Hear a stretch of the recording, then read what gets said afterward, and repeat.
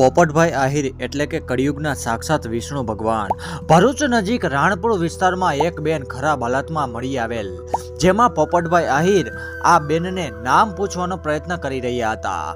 ત્યાં એ બેન ખૂબ જ ખરાબ હાલતમાં હતા, અપશબ્દ બોલતા હતા, માનસિક અસ્થિર હતા. ત્યાં પોપટભાઈ આહિરે બેન માટે ખમણ ખાવાનું આપે છે અને એ બેન ફટાફટ એટલે કે ઉતાવળથી ખમણ ખાય છે. પોપટભાઈ કહે છે કે ધીમે ધીમે ખાવ, પણ બેન કંઈ સાંભળતા નથી અને ઘણા સમયથી આ બેન પરેશાન થાય છે અને બેન પ્રેગ્નેન્ટ હાલતમાં છે. પોપટભાઈ આહિરને જાણ થતાં જ ફટાફટ દોડી આવે છે, મહિલા સુરક્ષાને ફોન કરે છે.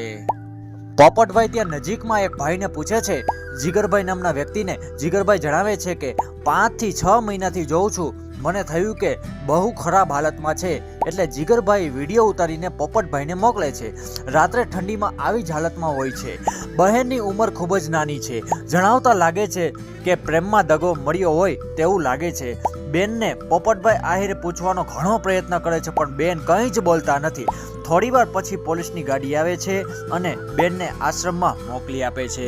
પોલીસ પણ ઘણી પૂછપરછ કરે છે. ઉત્તર પ્રદેશના હોય તેવું જણાવી રહ્યા છે. અસ્થિર બેનને પોલીસ પણ પૂછી રહ્યા છે કે પાપા કા નામ ક્યાં હે. બેને કહ્યું કે પાપા કા નામ ક્યાં હોતા હે, પાપા ક્યાં હોતા હે, એસે બોલ રહે હે. પોપટભાઈ કહે છે હવે આને આણંદના આશ્રમમાં મોકલીશ અને ત્યાં નવી જિંદગી આપીશ. બસ આવા લોકોને સપોર્ટ કરો અને પોપટભાઈ પોલીસવાળાઓને થેન્ક યુ કહે છે.